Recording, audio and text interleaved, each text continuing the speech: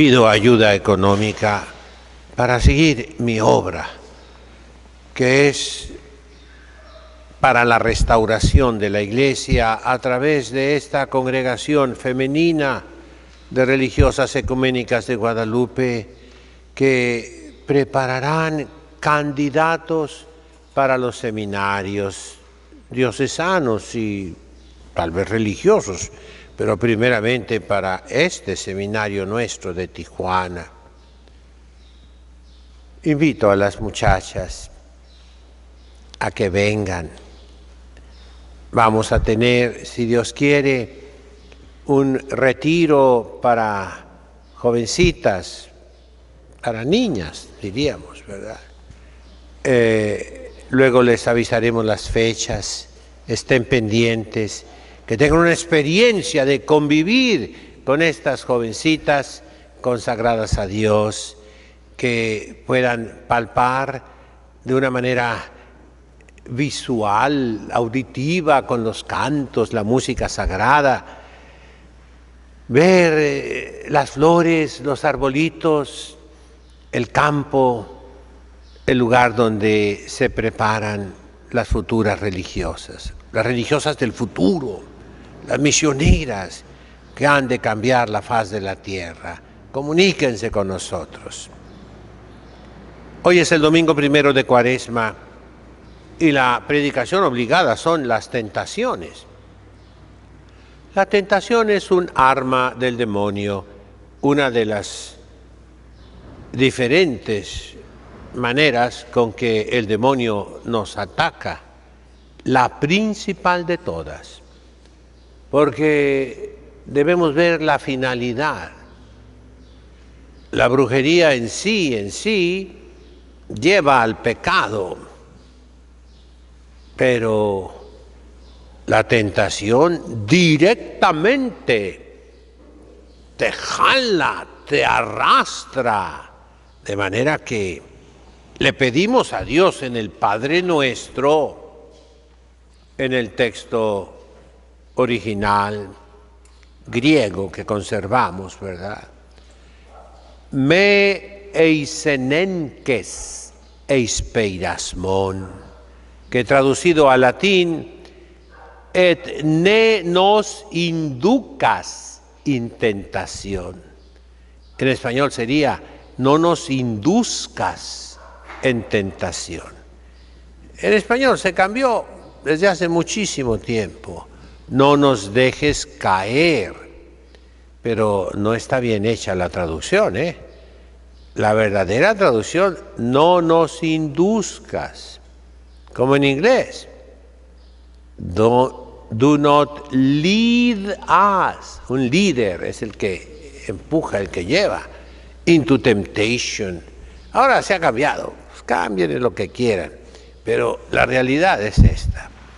Que la tentación, aunque sea algo del demonio, también viene de Dios. Dios prueba, eso es tentar. Dios prueba a cada uno de nosotros para ver si de verdad lo amamos o no lo amamos. Así, Dios tentó a Abraham. Después de 100 años de vida, finalmente Abraham tuvo el hijo prometido, Isaac, que es la alegría. Isaac significa reírse. La alegría de su padre y de su madre, de Abraham y de Sara. Y Dios le pide que se lo sacrifique en el monte Moria,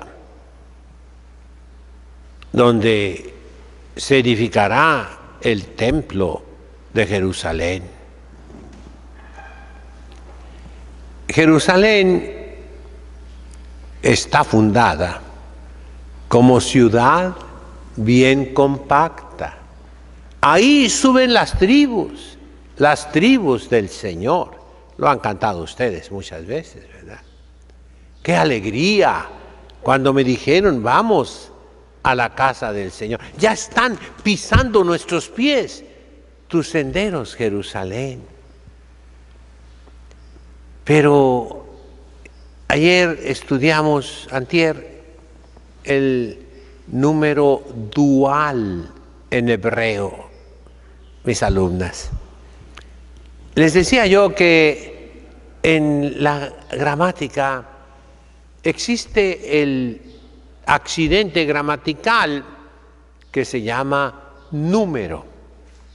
Existe el género masculino, femenino, neutro, común, epiceno, etc. Hay muchos géneros gramaticales, ¿eh? Ahora se los quieren aplicar a los seres humanos, están locos, ¿eh? A los seres humanos nomás hay dos géneros, masculino y femenino, y basta. No existe otros, no. Son creaciones de la maldad humana, de la imaginación humana, contra la verdad, contra la realidad. Pero ese es otro asunto. Existe el caso, que significa la caída, donde cae un hombre. Es el oficio que desempeña en el discurso, en la oración. Pero el número indica si es uno solo o muchos. ¿Dos son muchos, sí o no? Sí, son más que uno. Pero como que no es exacto. Fíjense bien, mis lentes, mis anteojos, mis ojos, mis oídos, mis narices, unas tijeras, los pantalones, ¿son dos o es uno? Las narices, ¿es una sola o son dos? Es una y son dos agujeritos, ¿verdad que sí? Los anteojos son uno, son dos y uno. Las tijeras son una o dos. Pues tráeme las tijeras. Pues nomás encontré una. No, con esa basta. Eso se llama en gramática el número dual. Acuérdense, se los expliqué, ¿no? Jerusalén está fundada sobre dos montañas, el monte Sión y el monte Moria. Y eran montañitas pequeñas, no piensen montañas gigantescas, no, pequeñas. Ahí se fundó Jerusalén. Vamos a ver hoy cómo Dios a Abraham le pone una prueba terrible, terrible. Sacrifícame tu hijo único, en el cual estaban cifradas todas las promesas. ¿Cuáles fueron las promesas hechas a Abraham? Te haré padre de un pueblo numeroso como las estrellas del cielo y las arenas del mar. En tu hijo, en su descendencia, serán bendecidas todas las naciones de la tierra. Y de repente Dios, como que se contradice y lo prueba. ¿Qué hizo Abraham? Obedeció. Llevó a Isaac cargado con la leña. Abraham llevaba el cuchillo y la lumbre. Subieron juntos, como Jesucristo, el monte Moria. Y, queridos hermanos, Abraham dijo una frase. Papá, le preguntó su hijo, llevamos la leña, llevamos el cuchillo, llevamos el fuego, pero falta la víctima. ¿Y qué respondió Abraham? Dios proveerá. Eso significa Moria. Dios proveerá. Llorando por dentro, me imagino ese padre amoroso, confiando en Dios. Y cuando levantó el cuchillo para enterrárselo a su hijo, ya amarrado encima de la leña, un ángel le detuvo el brazo y aparece entre las espinas un cordero, una víctima.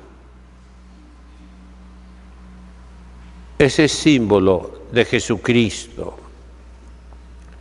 Ya les he explicado a ustedes la figura de Simón Cirineo, de Cirene. Cirene es una región del norte de África.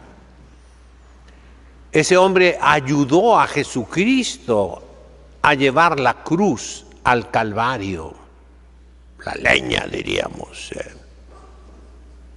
Padre de Alejandro y de Rufo, que nunca se han conocido. En la iglesia primitiva se nombran muchas personas, pero nunca se nombra Rufo y Alejandro. No. Y de Simón Cirineo no se vuelve a hablar nunca.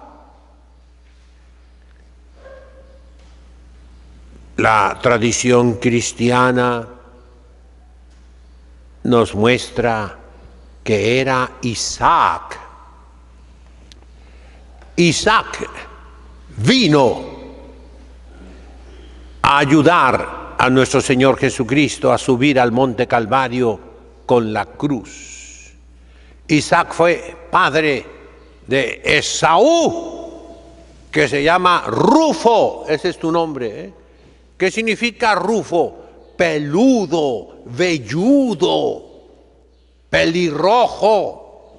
Ese es el apellido Rufo. Vean un buen diccionario. Y Alejandro, el más chiquito, acá está. Ese era quietecito, pero muy listo. Y siempre le ganó al grandote, ni modo, hijo. Le robó la primogenitura por un plato de lentejas, ¿se acuerdan? Y luego le robó la bendición de su padre por artes de su mamá, Rebeca, mamá de los dos. No Rebeca, perdón. Sí, Rebeca, ¿verdad? Ni saben ustedes, ¿no? Sí, Rebeca, ¿verdad? Ella lo vistió con las vestiduras del hijo primogénito. Alejandro significa el listo, el astuto. Eso mismo significa el nombre Jacob. Jacob significa el talón. Le agarró el talón cuando nacieron los dos.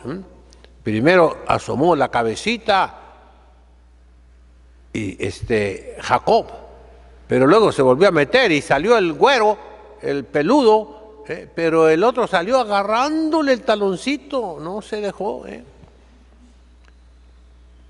Nuestro Señor Jesucristo fue tentado, mis hermanos, como Abraham fue tentado, y como todos nosotros, mis hermanos, somos tentados. Pero Dios misericordioso, que es nuestro Padre, a cada ser humano lo tienta únicamente en la medida de sus fuerzas. Algunos de ustedes podrán decir: Padre, a mí nunca me ha llegado ninguna tentación. Es que no sirves para nada, hijo. Es que Dios ve que tú no tienes fuerzas.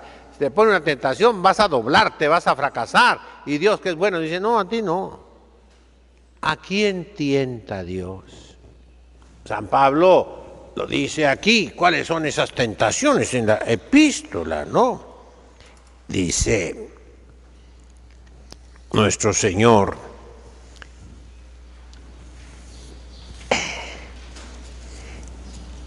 el honor y deshonor. Tribulaciones, necesidades, angustias, azotes, cárceles, sediciones, trabajos, vigilias y ayunos. Sí. Deshonor, infamia, que nos tengan por impostores, por desconocidos, por casi moribundos, como tristes, cual castigados, como necesitados, como gentes que de todo carecen, etc. San Pablo numera algunas de las tentaciones que Dios quiere que superemos, que salgamos victoriosos de ellas, que salgamos triunfadores de esas tentaciones. Y a eso los invito, mis hermanos, a recibir de Dios todas las pruebas que Él nos quiera mandar.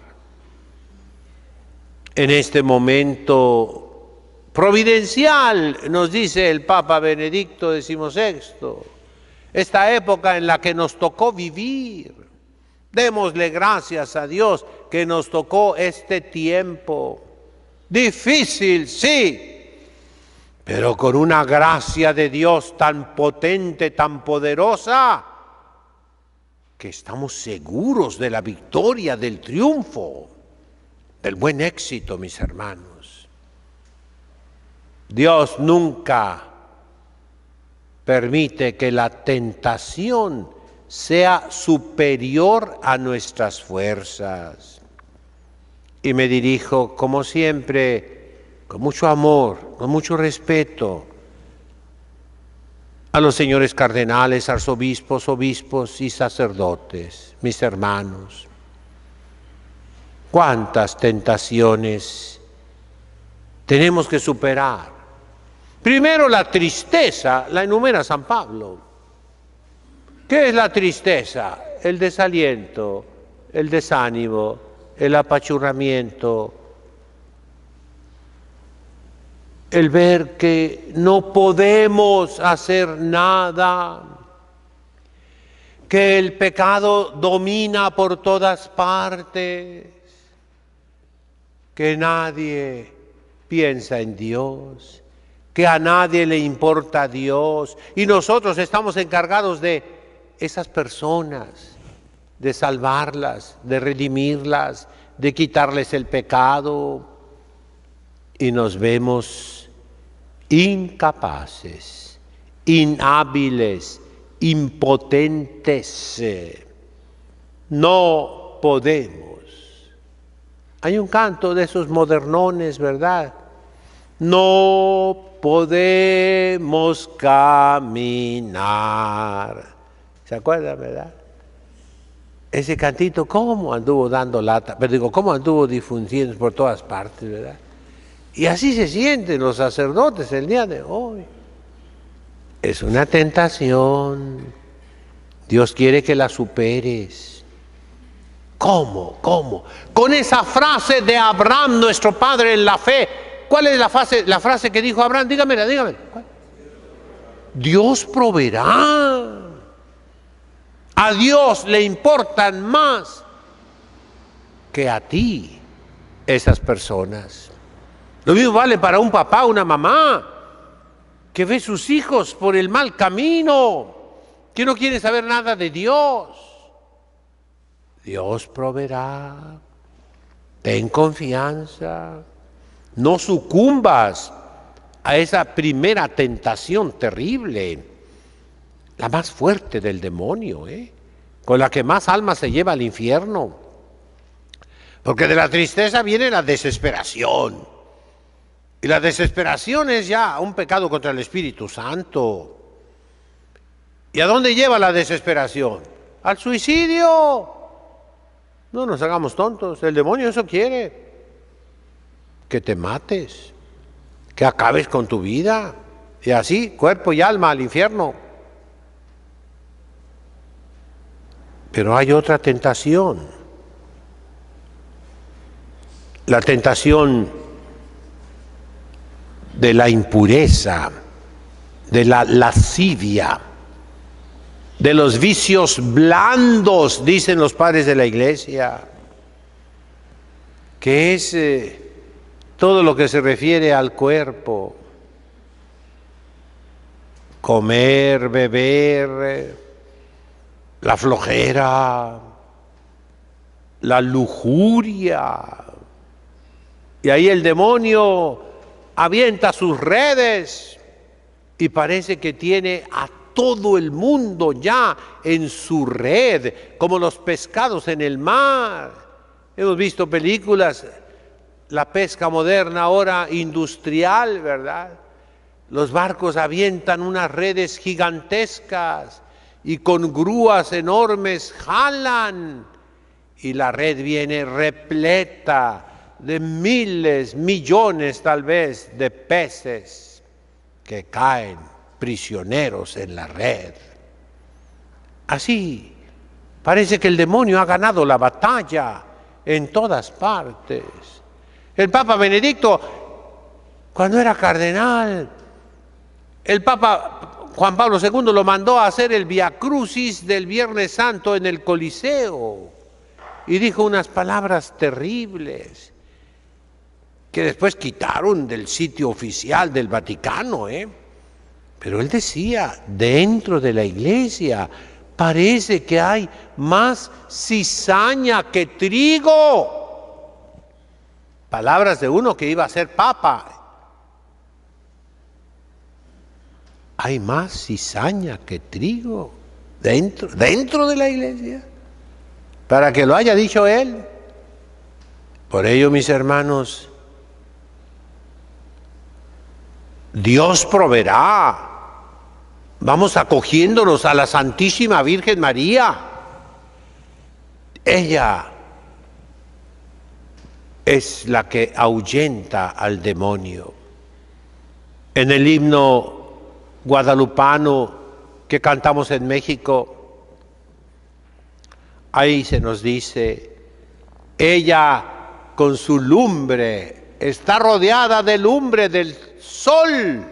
Esos rayos que tiene la Virgen de Guadalupe es el sol, es lumbre, es luz, es lo primero que creó Dios. Ahuyentó las tinieblas de la idolatría. Ella echa a correr a todos los demonios. Pensemos en ella, mis hermanos, en esta Cuaresma. Ayúdanos, Virgen Santa, porque solos no podemos.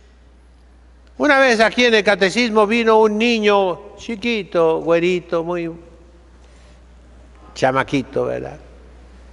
Y les dieron un momentito para ir a la tienda y él se compró una paleta o un cono, era verano, ¿verdad?, de nieve, y en la otra mano traía otro dulce.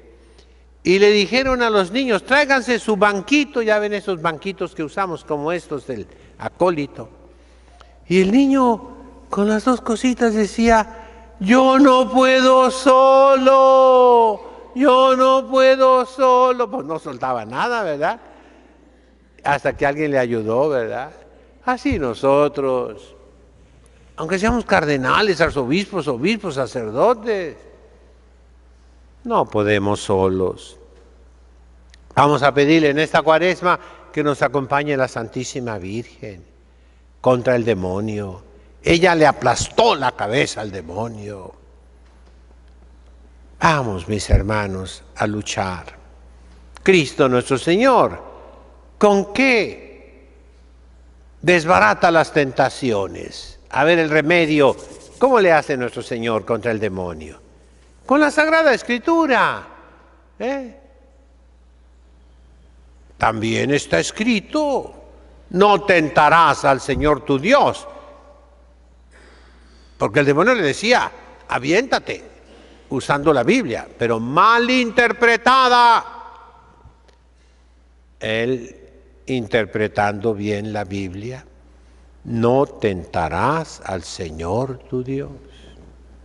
¿Qué otra respuesta le dijo Jesucristo, nuestro Señor, al demonio?